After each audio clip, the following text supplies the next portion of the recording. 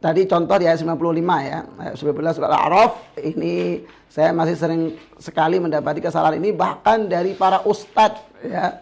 Kesalahan ini yaitu apa? Wawu ketemu wawu. Nah, perhatikan di sini kalimat di ayat 95 Al-A'raf tadi contohnya ada hatta afau wa qalu. Ya, bahkan ini banyak yang bingung ya. Bahkan pertanyaan ini saya mendapatkan dari para ustadz ya, seperti ini ditahan atau tidak, wawu ketemu wawu. Jadi banyak ustadz bingung ya. Jawabannya jelas tidak ya, karena kaidah dalam ilmu tajwid itu yang ditahan itu hanya gunnah. Gunnah itu adanya hanya di huruf nun dan mim.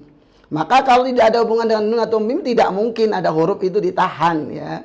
Huruf bertasdid seperti ini, wawu ketemu wawu, itu masuk kategori idgham mutamatsilain. Dan ini pun sudah saya bahas di buku Shahibut Tilawah ya, di jilid 4 ini halaman 72, macam-macam idgham. Nah, ini bahkan saya sebut secara khusus contoh wawu ketemu wawu, 3 contoh ya, karena memang saya mendapati banyak sekali yang salah di sini. Akan saya bahas khusus ya, ini di halaman 72 ketika wawu ketemu wawu, contohnya ada beberapa di sini.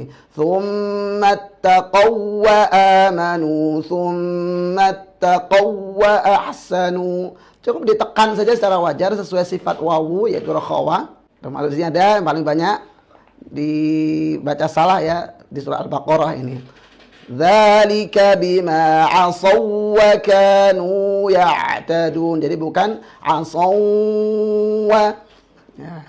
Kalau di sini saya kasih keterangan secara jelas ya di buku Shahibut Tilawah. Huruf wawu tidak boleh ditahan seperti idgham bi gunnah, akan tetapi cukup ditekan secara wajar. Ini sangat jelas ya. Jelas sangat berbeda dengan idgham bi gunnah. Idgham bi gunnah contohnya tadi kalau di yang kita baca tadi ada di akhir ayat 95 ya. Tadi yang kita baca ada di akhir 95 ada baghtatan wa ya. Jelas yang menyebabkan ditahan adalah gunnah pada tanwin itu.